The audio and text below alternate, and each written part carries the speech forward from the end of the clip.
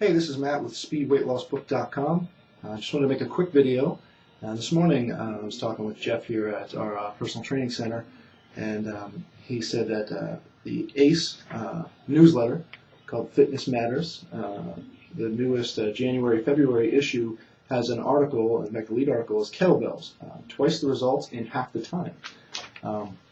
It goes on to explain that there was a research, a study done where they had a kettlebell exercise protocol and they measured heart rate and VO2 max and some things and figured out how many calories people burned in a 20-minute exercise protocol. And it was pretty impressive. It was one heck of an exercise protocol. In fact, just below this video you'll see the protocol that they used. But it's misleading, and this gets used with kettlebells a lot. Now, I want to say kettlebells are a great tool. We had them in our gym for a little while. We don't have them right now. I don't think they're the be-all, end-all of exercise equipment, but if you're looking for something to spice up your workouts a little bit, you want to try something new, sure, they're a great tool.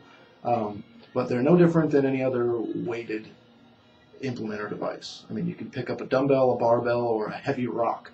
It doesn't really matter. There's no magical qualities to kettlebells. And that's what really kind of upsets me and makes me want to write articles like the one I did below this video.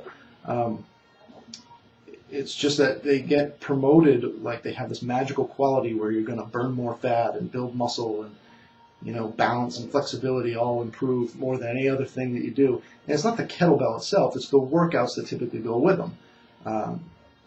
The high intensity interval and the full body movements that they use are really good. And again, I like that stuff, but they make it sound like the kettlebell is this magical piece of equipment that if you don't use that, you'll never get the results like people do when they use kettlebells, and that's just not true. In fact, the exercise protocol they used in the study, to me, for the average exerciser or a gym goer, someone trying to do it on their own, or even like in a group setting, there's a safety issue there because they use a snatch, which is a variation of like an Olympic lift.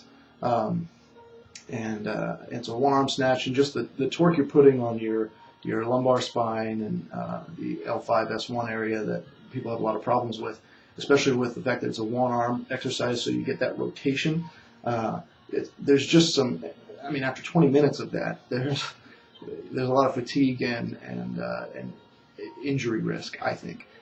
In fact, so there are other exercise protocols that are just as effective and much safer, like a cycling protocol or something, doing some high-intensity sprints on a spin bike or something like that. So anyway, you can read the rest if you want below.